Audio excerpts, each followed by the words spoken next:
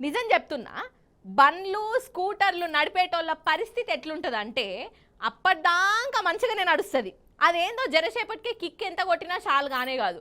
బండిని ఇటొంచా అటంచా షౌకును గుంజా ఓ పెద్ద కథ.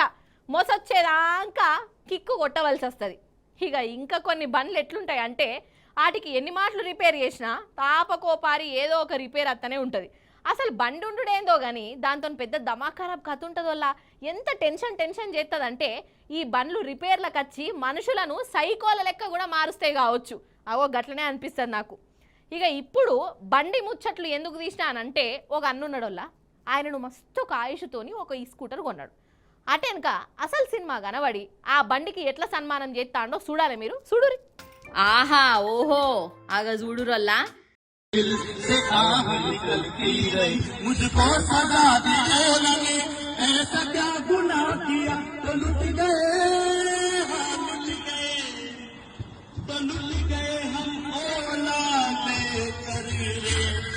तड़प तड़प के इस दिल से आह निकलती रही, मुझको सजा दी मौला ने, ऐसा क्या बुला दिया, लुट गए हाँ लुट गए, लुट गए हम औलादे।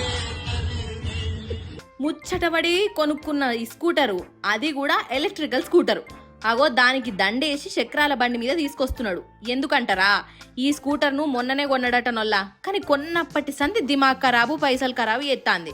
తాపకోపారి రిపేర్ల ఖర్చుడట. అమ్మిన షోరూమ్ వాళ్ళకి చెప్తేనేమో వాళ్ళు పట్టించుకునుడే లేదు. అందుకే ఇక ఈ స్కూటర్ను శవాన్ని సింగారించినట్టు సింగారించి దానికి ఆఖరి కార్యం చేసే ఈ గురం పెట్టుకున్నాడు. ఈ స్కూటర్ను అమ్మిన షోరూమ్ కాడికే ఊరేగింపుగా పట్టుకొచ్చి దీనికి దినాలు చేసిండోళ్ళ ఇట్లా పాటలు పాడుకుంటా. ఆగో तड़प तड़प के इस दिल से आह निकलती रही, मुझको सजा दी मौला ने, ऐसा क्या बुला दिया, लुट गए हाँ लुट गए, लुट गए हम औलादे।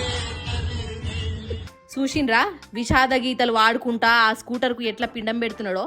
ఇలా కాడగొనే బైకులు బండ్లు ఎట్లుంటాయో లోకానికి ఎరక చేసిండు కదా. ఇక ఈయన ఇట్లా యేసుడితోనే దుహ్నపోళ్లకు మస్తు నామోషి అనిపించింది.